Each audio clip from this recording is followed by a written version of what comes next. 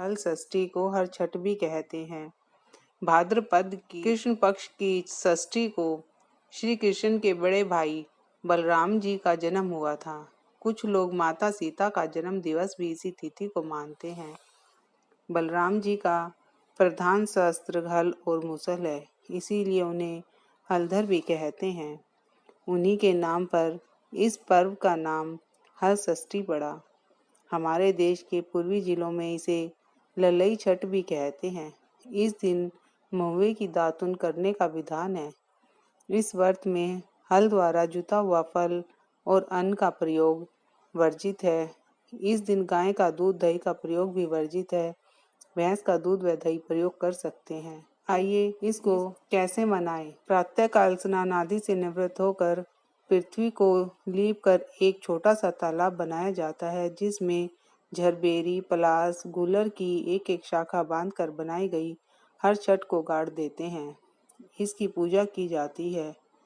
पूजन में सतनज़र का प्रयोग किया जाता है।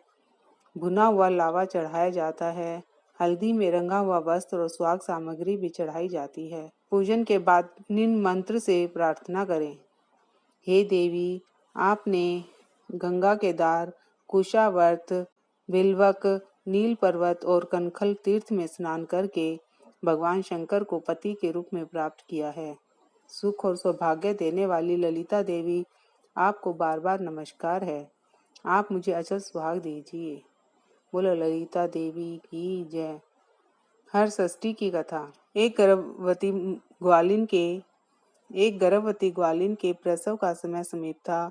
उसे प्रसव पीड़ा होने लगी थी। उसका दही मक्खन बेचने के लिए रखा हुआ था। वह सोचने लगी, यदि बालक ने जन्म ले लिया तो दही मक्खन बिक नहीं पाएगा।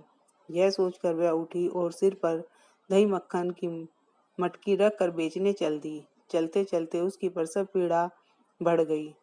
वह झरबेरी की झाड़ी की ओट में बैठ गई। उसने एक पुत्र को जन्म दिया। अल्हड़ ग्वालिन ने बालक को कपड़े में लपेटकर वहीं लिटा दिया और स्वयं मटकियां उठाकर आगे बढ़ गई। उस दिन हर छठ थी। यद्यपि उसका दूध व मक्खन गाय भैंस का मिला जुला था, पर उसने बेचते समय बताया कि यह केवल भैंस का है, इसीलिए उसका दूध दही बिक गया। जहाँ ग्वालिन ने बच्चे को छिपाया था, वहाँ एक किसान हल चला रहा था। उसके बैल बिदक कर खेत की मेड़ पर जा चढ़े।